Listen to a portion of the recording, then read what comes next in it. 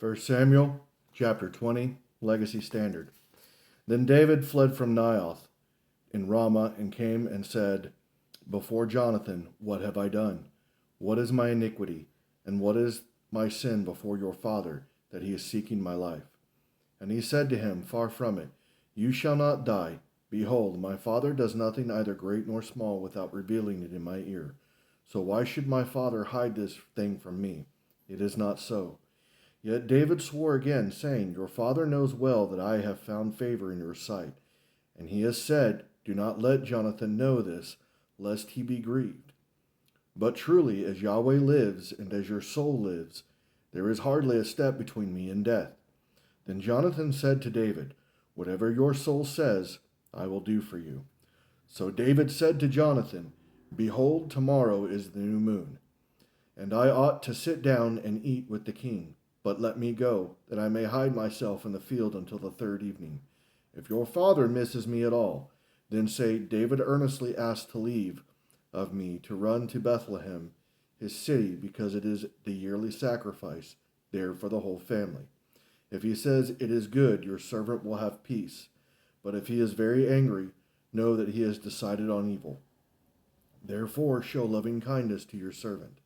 For you have brought your servant into the covenant of Yahweh with you. But if there is iniquity in me, put me to death yourself.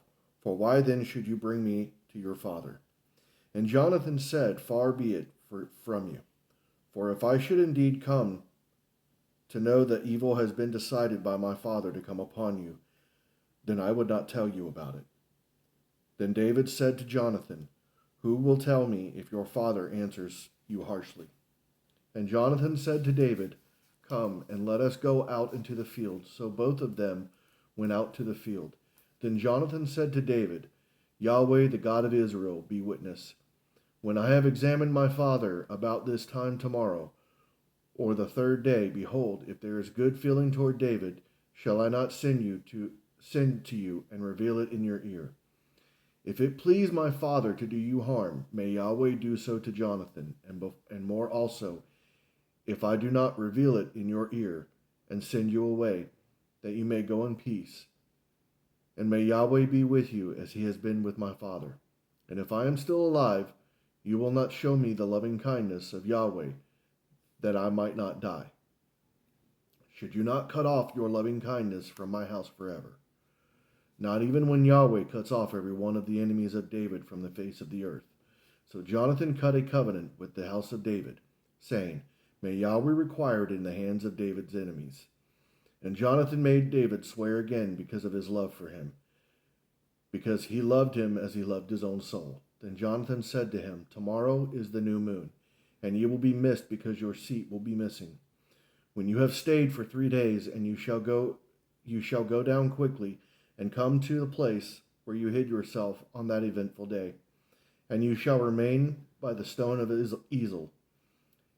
And I will shoot 3 arrows to the side, as though I sent them towards a target.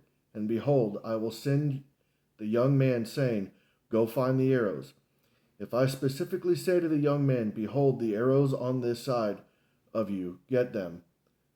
Behold, the arrows are on this side of you, get them,' then come, for there is peace for you, and no harm, as Yahweh lives. But if I say to the youth, 'Behold, the arrows are beyond you,' go, for Yahweh has sent you away. As for the agreement of which you have spoken, behold, Yahweh is between you and me forever." So David hid in the field, and when the new moon came, the king sat down to eat food. And the king sat on his seat as usual, the seat by the wall. Then Jonathan rose up, and Abner sat down by Saul's side, but David's place was missing. Nevertheless, Saul did not speak anything that day, for he said, "It is an accident. He is not clean. Surely he is not clean." Now it happened the next day, the second day of the new moon, that David's place was missing.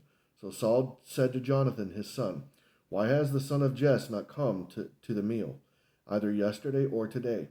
Jonathan then answered Saul, "David earnestly asked leave of me to go to Bethlehem." And he said, "Please send me on my way, since our family has a sacrifice in the city, and my brother has commanded me to attend.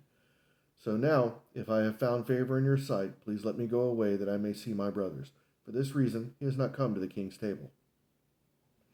Then Saul's anger burned against Jonathan, and he said to him, "You son of a perverse, rebellious woman, do I not know that you are choosing the son of Jesse to your own shame and to the shame of your mother's nakedness? For as long as the son of Jesse lives on the earth, neither you nor your kingdom will be established.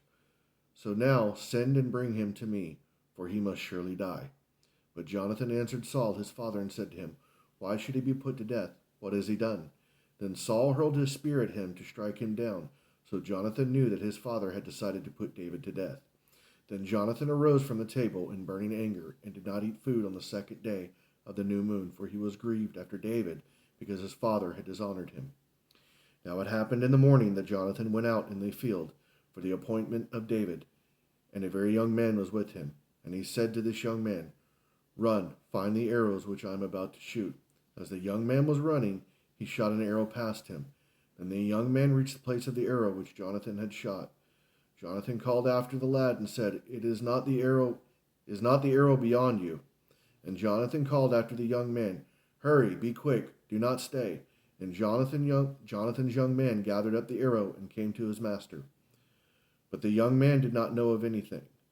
Only Jonathan and David knew about the matter. Then Jonathan gave his weapons to his young man and said to him, "Go, bring them to the city." When the young man was gone, David rose from the south side and fell on his face to the ground, bowed 3 times, and they kissed each other and wept together. But David wept more.